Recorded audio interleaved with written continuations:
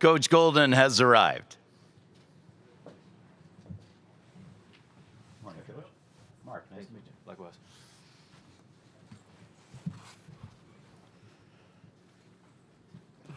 We're joined now by head coach of the Florida Gators, Todd Golden. Coach, welcome to the Final Four. Thank you.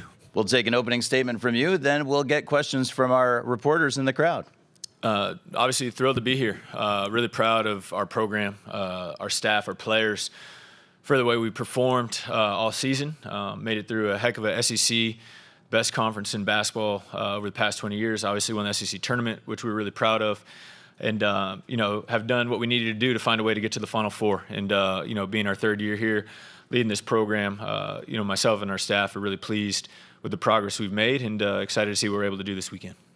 We're looking for the first question for Coach Golden. We'll go to the backside on the right, and Myron.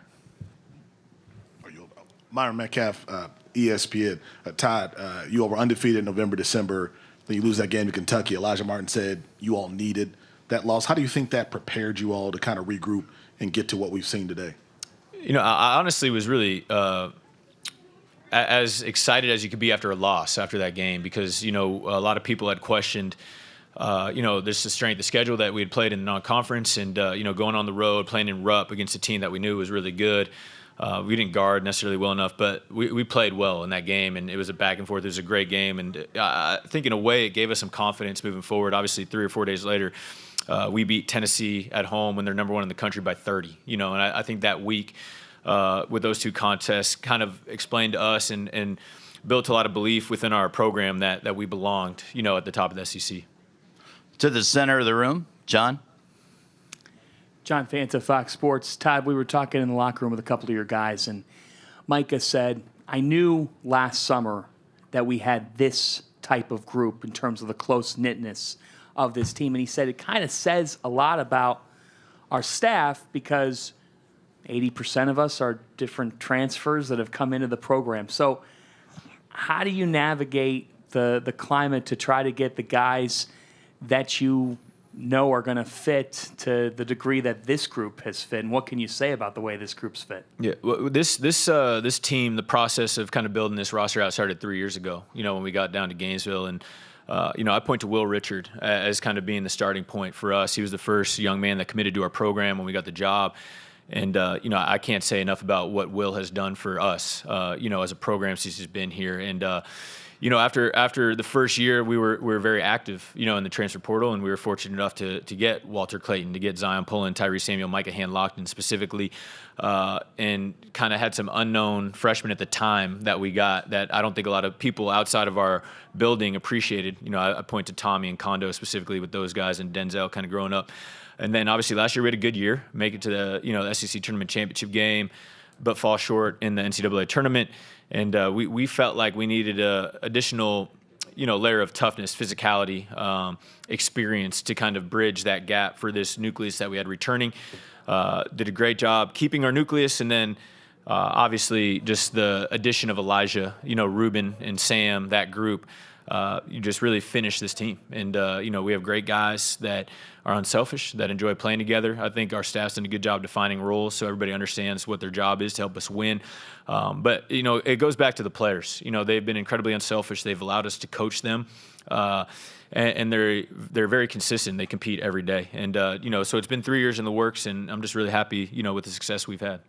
Coach, we'll go to the right side of the room, just to the left of the aisle. You can come up just a little bit. We need the microphone up in the second row. No, keep coming up. Right there, and then right behind. Next 2 questions. Front left, Mike.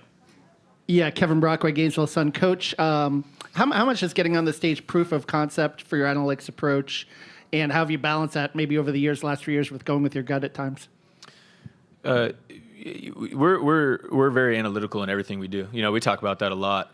Whether it's roster building, whether it's scheduling, whether it's deciding who we want to play, game scouting reports, et cetera. And it's more of than any one specific thing. The way I want to like to explain it is more of just a macro outlook on our decision making and how we build out. We would try to gather as much data as we possibly can.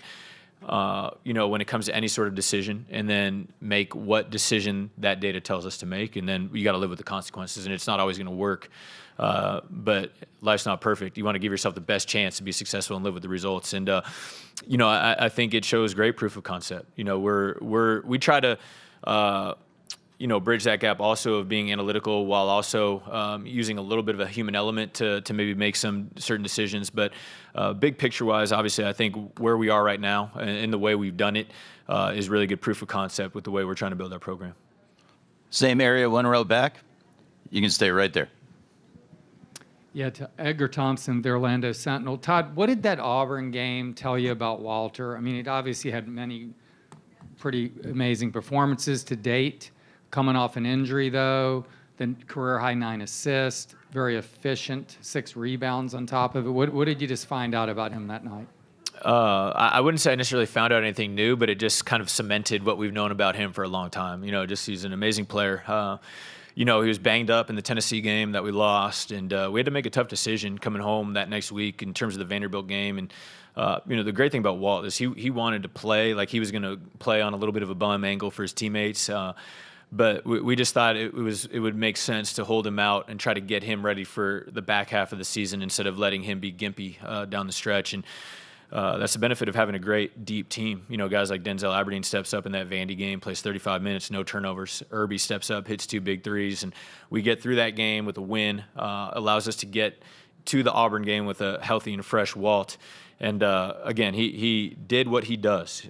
Steps up in the biggest moments, played 40 minutes, was elite, scoring the basketball in the first half of the game, and was elite, making plays for others in the second half of the game, just controlled it from start to finish. And, I think things that we internally already knew about him was kind of realized by everybody outside watching that, he was, if not the best, one of the best guards in America, and he certainly displayed that over the back half of the season as well.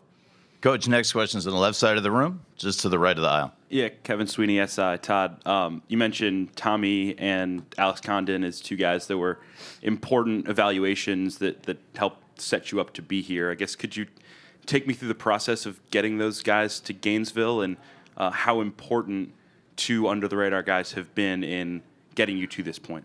Yeah, well, I remember, that first summer on the road, I was, with a couple of my coaches and a media guy that I really like and respect, and we were telling him that we wanted Tommy, and he wasn't sure that he was quite good. Oh, wait, that was you, right? That was you. I love messing with you about that. But no, Tommy and Kondo, they're obviously we projected a little bit, with their ability, their talent. They're way more athletic, I think, than people gave them credit for, coming out of high school.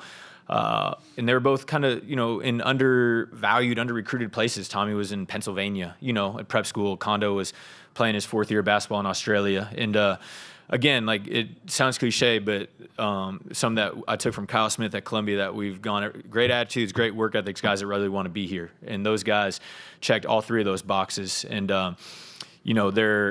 they're obviously producing at an insane level right now. They're playing incredibly well, but a lot of it has to do with who they are, as people. And they're high-achieving people. They come from great families, and they were grateful to be at Florida. We didn't have to beg them to come. We didn't have to make any promises, to them to come.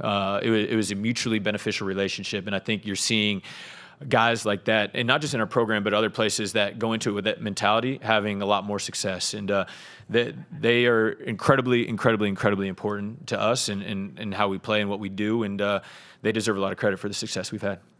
Coach, we'll move to the back of the room on the right side. Oh, hi, Coach. Travis Bradley, Cronkite News out of Arizona State. It obviously means a lot to the Phoenix area to see one of their own succeed at such a high level. But I'm curious for you, if you could go back to your days playing at Sunny Slope High and tell yourself, hey, you'd be coaching a Final Four team at, one of the highest levels of basketball, what do you think you would say? I would not believe it at that point. At that, when I was back at Sunny Slope, I was just praying that I could find a way to become a Division I basketball player. That was kind of my goal there.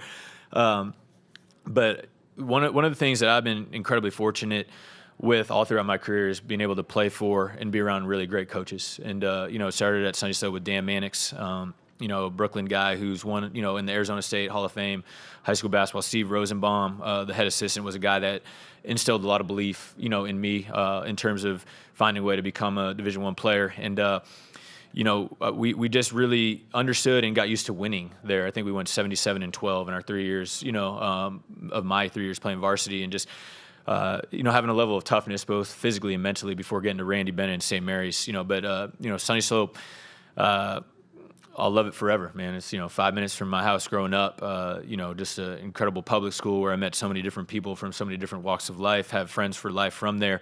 And, I'm incredibly proud that I could do it as a Viking, being able to be at a place like this.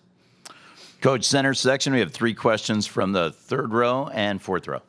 Hey, Todd, Zach Maskovich, West 2 Orlando. Kind of going off your history, I know Bruce Pearl gave you one of your first opportunities with college coaching. I was wondering what your relationship is like with him today, and how grateful you are to get that start. We're incredibly close. We have been for a long time now, almost 15 years. And, it's a little surreal, to be honest, to be able to be here at the Final Four. That in itself is a little surreal, but, playing on Saturday against one of your biggest and best mentors, not exactly something you expect, when the season starts. And, I know he's incredibly proud of me. I'm incredibly grateful for him and his family and the opportunities that they provided for me. I would not be here, if I didn't have my relationship and experience, working with and being around Bruce and his son Steven. And it's a little bit of a full circle moment, I'm sure, for both of us. And, when the ball goes up on Saturday, it's going to be pretty cutthroat. But, until then, there'll be a lot of love shown, and, again, a surreal moment for sure. Same part of the room. Hey, Todd, Darren Stoltz with West 2 Orlando. This stage is so different than anything these guys have experienced so far, probably you as well. Why are they ready for the Final Four? I think the same reason why I've had success all year, is why we'll be okay, being here and this being the first time. We have a very mature group. We have a very unselfish group and guys that are very driven. And, you look at the way we played all year. We've been a very consistent team.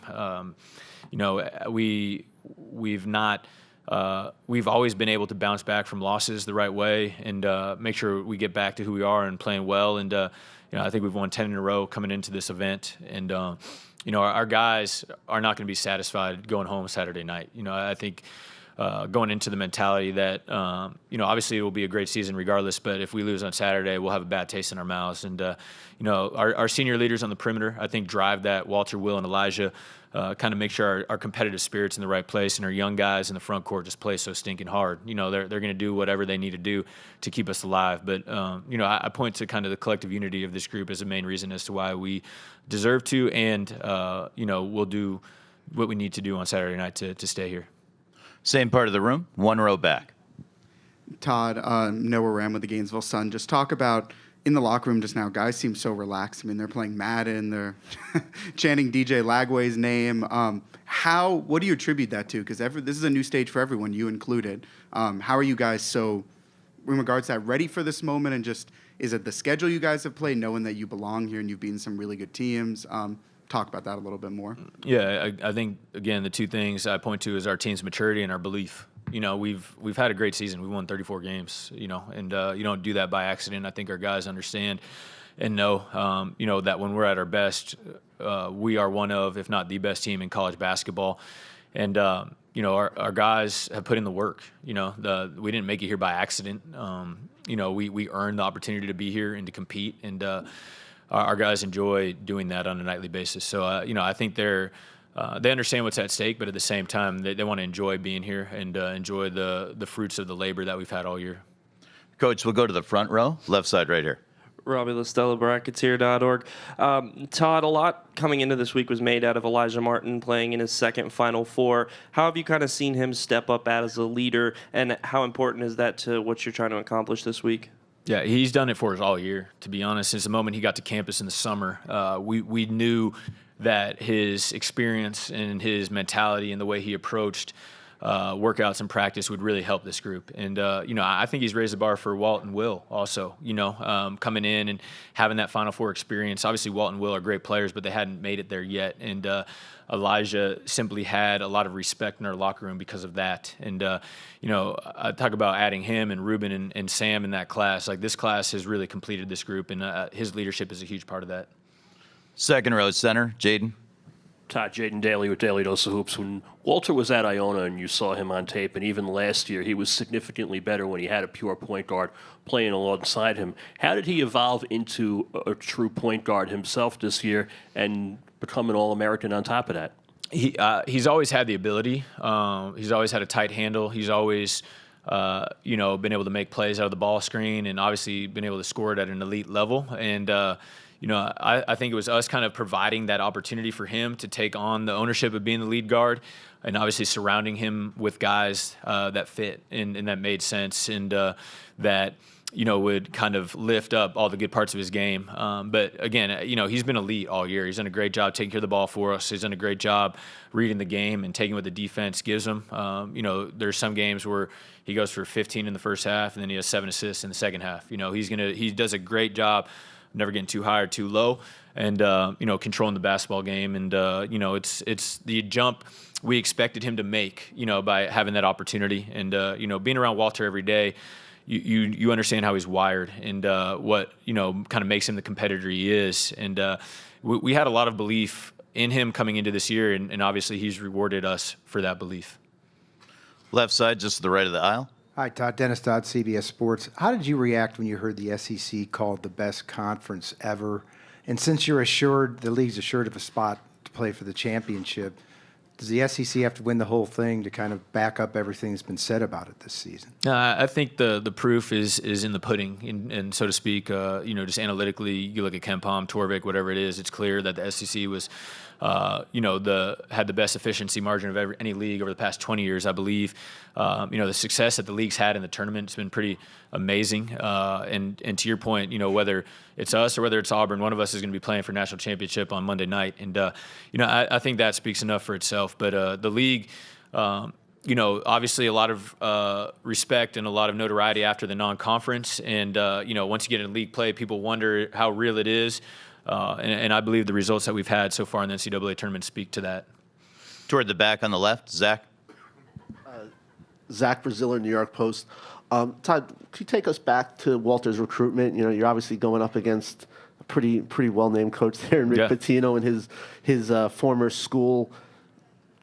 He said it was very close. What do you remember about the recruitment, and what do you think put you guys over the top? Yeah, it was incredible to think about. We brought him down for a visit, and obviously, he grew up about an hour and a half, 2 hours south of our campus, so a lot of his family was able to come up for the visit. I thought we had a great visit. I thought it went really, really well. I thought we were in good shape. But it's really hard to beat Rick Pitino, man. And he went back up to New York and did a visit right after Coach Pitino got the St. John's job with one of his great friends, Denise Jenkins, who was a backcourt teammate of his at Iona. And, I remember Easter Sunday, he was finishing up his visit, getting a call from his mom, and she was a little concerned that it maybe had started swinging the other direction for him following Pitino. And, I guess one of the benefits of being Jewish is that I don't celebrate Easter. So we got on a plane that afternoon, flew up, and met with Walt on Easter Sunday evening, me and Coach Corey McCray, and had a great meal. Just kind of talking through everything with him. And before we left that night, he let us know that he was going to come home. And I think just that extra effort going up there and sitting with him and just kind of reconfirming our vision for him and what our program would be like was really important. Obviously, I'm really glad we got on that plane. It was well worth it. Backside on the left. You can give him the microphone right there. Come up. There we go. Trevor Denton, Way 31. You've said that Stephen Pearl is one of your closest friends, someone you talk to throughout the season. So how are you feeling right now about coaching up against him on the biggest stage in the Final Four? It's incredible, man. It's life's all about. We were laughing. We FaceTimed on Sunday after they beat Michigan State, and we were just kind of shaking our heads, like, man, we're legitimately going to the Final Four, competing against each other. A long ways from when we first got down to Auburn. I was the director of basketball operations. In his first year, he was the assistant strength coach, and you can remind him of that when you see him. As I've said before, like, Bruce and Steven are incredibly important to me, and have been really impactful with the opportunities that I've had, and I'm just really grateful for my relationship with them, and I think it speaks volumes about the way we build our programs that we're both so live right now. Coach, you're going to wrap things up in the center of the room. I'm going to use the back right microphone. Peter Outerkis from Mail.com, you mentioned a little bit ago about, your relationship with Bruce and him kind of being a mentor to you. I'm curious, when you see a matchup like this as possible, do you kind of embrace or excited for the opportunity to go against somebody like that, or does it feel kind of weird playing against, somebody who's been so close and important to you? Yeah, I don't like it as much in the regular season, but to be, at this point in the year, when you're in the Final Four, like it is what it is. You're going to go out there and do everything you can to take each other out, and so I think in a way we're both, pleasantly surprised, to be competing against each other at this point in the season. I want to thank Coach Golden for joining us here in the main interview room. Coach is going to head and do his network interviews, and we're going to have an open locker room for Auburn at 12:20 in about 20 minutes. Thanks, everybody. Thank you.